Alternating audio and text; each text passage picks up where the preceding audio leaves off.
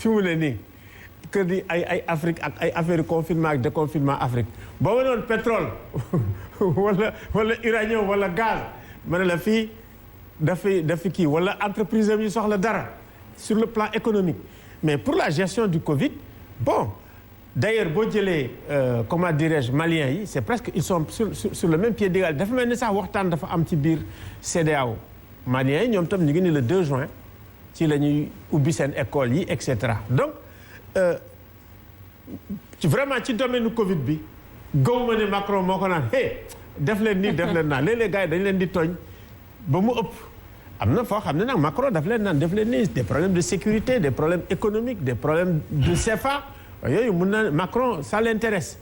mais Covid bi ak gestion bi il me semble que c'est pour dire voilà il faut ñu dimbale Afrique ci dette bi di nga ko gis mu wax et cetera mais su ko defee pour fekk ne am entreprise am na loo xam ne bëgg na ko fii waaw yooyu moom vraiment mun na ko intéresser. Alors président est-ce que tey c'était pertinent ñu jënd dund. dañ koy jënd dund aide alimentaire la ñu waxoon te ñëpp xalaatoon dañuy dem confinement tey jii ñu gis ni président dafa alléger mesures yi est-ce que vraiment tey jaroon nañu jënd ay ceeb dañ koy jox askan wi. écoute man tamit foofu dama lay wax dëgg boo gisee rang bi gars yi di rang États-Unis pour dem di jël seen ration yi ma gis rang France ñuy dem di jël ration yi Genève ils sont très riches c'est-à-dire que mënuloo confiner ñi nit doon leen jox ñu lekk c'est pas possible lekk gi c'est absolument nécessaire mais nañ ko def ci yoon nañ ko def mu leer parce que bruit bi am ci lekk gi rek day tax ñun ñi suur. mais nekkul paradoxe est-ce que nekkul paradoxe ñu jënd ay lekk est-ce que nekkul paradoxe ñu jënd ay lekk yu bari dañ koy distribuer askan wi ba ñëpp yaakaar dañuy dem ci confinement ñu xëy suba gis président kàddu yu mu yëkkati tey jii donc c'est clair que ni dañu gën a alléger sax mesures yi xel xalaatagul ñu dem ci confinement ni ko président waxee. xam nga confinement bu fekkee ne dafay rey sa économie. africain yëpp ci d'accord je pense que pays africain yu bëri Ghana sax moo jëkk a déconfiné pour ne moom du rey économie boo jëlee Bénin dañu ne ñun duñ confiné parce que attanuñ ko buñ ko defee dañuy dee donc bala ngay dee ci lii nga dee ci laa nga xool naka lay moo tax mesure d'adaptation parce que quand même am na ay idées yoo xam ne développé na ko avant mu développé ko c'était des idées qui circulaient xam ne sax c'était des collectifs d'intellectuels yu leen di bind ne bu leen def lii joxe ay projet ay affaires yu leer donc ci yoon boobu mu jël yoon bu baax la maintenant yoon bi c'est problème bi c'est pas le discours c'est pas les idées que tu sors mais application ak opérationnalité toujours dañuy am problème mais su fekkee ne def nañ une bonne application bonne opérationnalité ba pare ñi ñu war a gis ñu gis leen encadré ñi ñu war a jël toutes les mesures barrières mais franchement la tendance mondiale actuelle c'est ça. D'accord, je dirais même pas la tendance sénégalaise mais la tendance mondiale. alors dinañ ñëwaat ci débat bi mais dañuy ànd ak Nana Aïdara xool tey lan la ñu indil par rapport ak rubrique am société.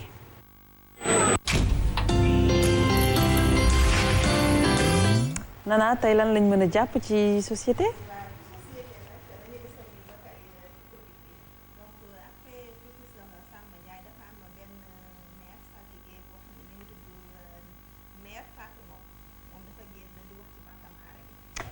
alors ñu ngi ñëwaat ci yow tout à l'heure le temps juste de revoir un peu ton micro peut-être qu'il a trop mangé on va dire ça alors ma ñëw ci Toussaint Manga avant may jox la parole à Abdoulaye Mbow tout à l'heure peut-être Ndeye Dime entamé na la question alors moi je vais aller au fond dañoo gis ne que Covid bi bu mu commencé on a parlé wax nañ lu bëri ci ay scandale par rapport à la distribution de l'aide alimentaire mais également ñu dégg une dernière chose muy par rapport ak per diem peut-être yu ñu soulever ci force Covid-19 yow nga bokk ci mbooloo moomu mu di commission boobu alors lan lañ mën a jàpp par rapport à cette commission ak par rapport bien sûr ak per diem yi.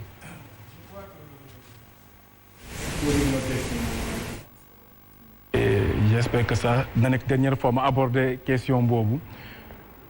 d'abord damay rappeler lu tax sama présence ci biir comité boobu parce que bu président defee appelom parti yi ak leader d'opposition yi ñun suñu parti bu ñu génnee dañoo jëloon décision ne dañuy accompagner positivement président bi si loo xam ne invité nañu pour ñu jàpp ci. je crois tamit yeneen leaders yi ñoom Pape Diop ñoom Decroix nga xam ne ñun ñëpp ñoom Mamadou Lamine Diallo Tekki ñoo bokk groupe parlementaire si sens boobu la ñu abandonné woon donc la ñu kii woon bokkoon pour ñu mën a au moins lu ñu wax ak président mooy accompagner ko si xeex bi nga xam ne sénégalais yëpp dañoo war a lëkkaloo jàppale ko si mbir mi. bu loolu amee nag groupe parlementaire bi désigné ma nekk fa si parmi les 3 ñoo xam ne jógee assemblée dem fa loolu moo waral sama teewaay si biir comité bi en tant que représentant du groupe parlementaire Liberté Démocratie. comité bi nag am na ay mission yoo xam ne yu ko président sas te may wax rek ni balaa may ñëw si mbir Père Diembe ak yooyu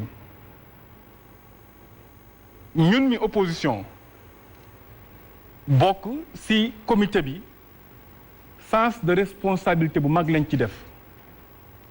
parce que mënoon nañu bañ a bokk président Macky Sall dafa am lu ñuy wax conseil stratégique mooy foofu la ñuy xalaatee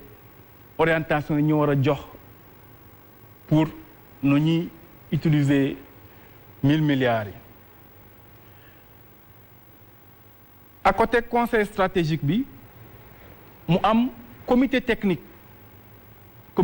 mooy ñoo xam ne ñooy exécuter lu commission stratégique bi proposé si ñaar kuréel yooyu opposition bokku ci. mu am 3e kuréel boo xam ne ci la ñu invité mooy boo xam ne mooy suivre xam nga loolu normalement lu jaadu mooy booy def conception ba ci exécution nga boole ci nit ñi ñu bokk ci bu ñu neree nag dañuy topp xool ndax exécution bi am na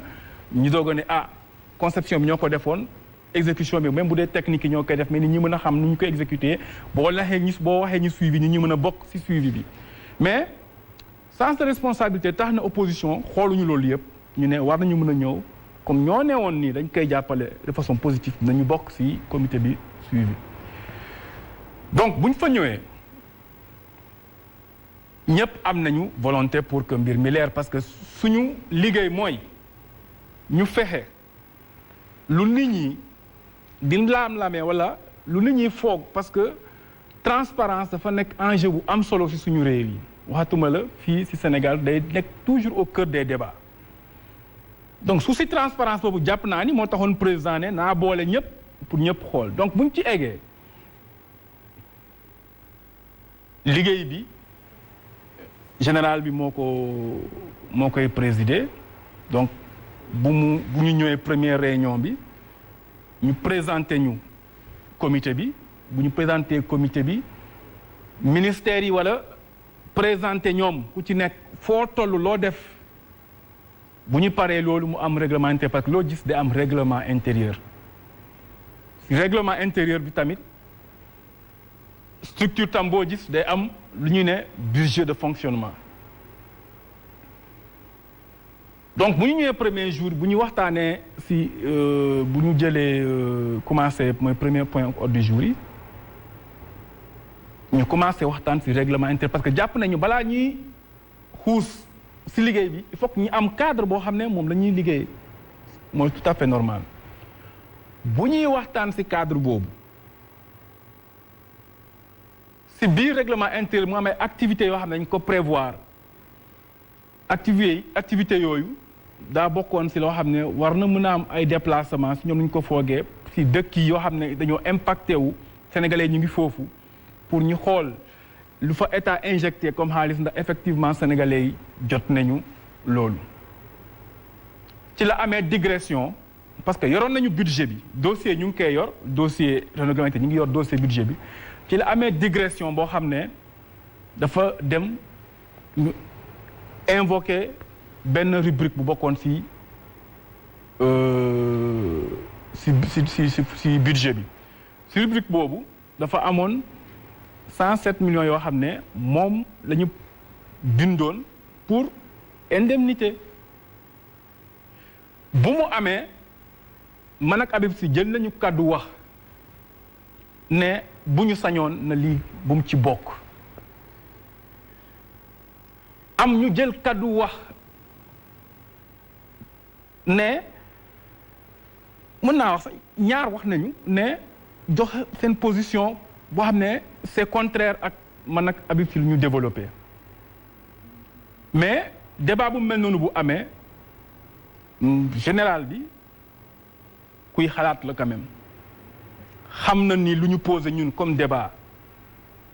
xel mën na ko nangu mu invité nit ñi pour ñu bañ a continuer di xuus si débat boobu pour ñu adopter bénévolat bi loo xam ne ñun ñu ko parce que dañoo jàpp ne waruñu mën a may ñu mën a fayeeku situation bu mel noonu donc bu loolu amee après xam nga rek journaliste moom kenn mënu ko interdire mu def ay investigation ba xuus fu mu warul xuus parce que conseil des ministres day am information yu fee génn lu mu tudd encore Pentagone sax dina am information yu fee génn donc loolu bu amee journaliste bi bu génnee information mu analyser ko dama jàppoon ne ci comité bi nit ñi amoon nañu benn degré boo xam ne dinañu mën a dépassé wu ci affaire émotionnelle yi donc mu am ci ñoom ñu gën a ne non amuloon mu kenn musu ko waxee buñ ci waxtaan ci deuxième réunion bi parce que bu affaire bi génnee ñu bëre mer ne non war ñu koon wax tout et tout waru gën ci presse bi waru am fuite ba ñu jëloon ay mesures buñ ci waxee ñu ne bon dañuy démentir tout et tout comité bi na de démentir bon heureusement ba léegi gisaguma muy à point comité bi ma ne leen journaliste bi lu mu wax dafa diviser 107 millions par membre de comité yi luy dëgg mooy que kenn waxuloon 3 millions 500 la parce que loolu kenn waxu ko fa nit ki da ngay honnête rek wax lu xew mais luy dëgg te document baa ngi nii ak man de bu budget bi luy dëgg mooy que prévoir nañu budget buñ ko prévoir nag moom mun na ko diviser donc loolu bu mu amee ci réseaux sociaux yi bon ñi ñëw ne dañuy def démenti man lu leen wax dafa leer mën ngeen def démenti mais il faut ngeen fexe ba lu amoon dëgg bu amoon ngeen maintenir ko dëgg bi mooy volonté bi amoon na mais ñun par anticipation wax nañu rubrique di parce que boobu sax egguñu woon sax ci débat budget bi ñeneen mais bëgguñu woon lii feeñ ci budget bi luñ ci doon bañ mooy def première réunion nga gis budget boo xam ne am na indemnité nga ñibbi ak moom te waxoo ci dara donc tey débat per diem bi loolu bëgg nit ñi comprendre ko noonu la fa demee buñ ci waxtaanee tamit bu général bi waxee léegi mu ne ñu def bénévolat ñëpp nangu donc lu am mooy lu jar a leeral mooy entre une chose discutée une chose adoptée dafa am différence.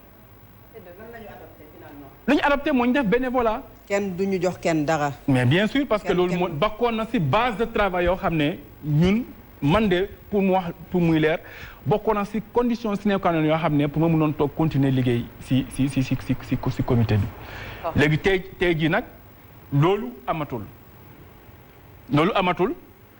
débat la boo xam ne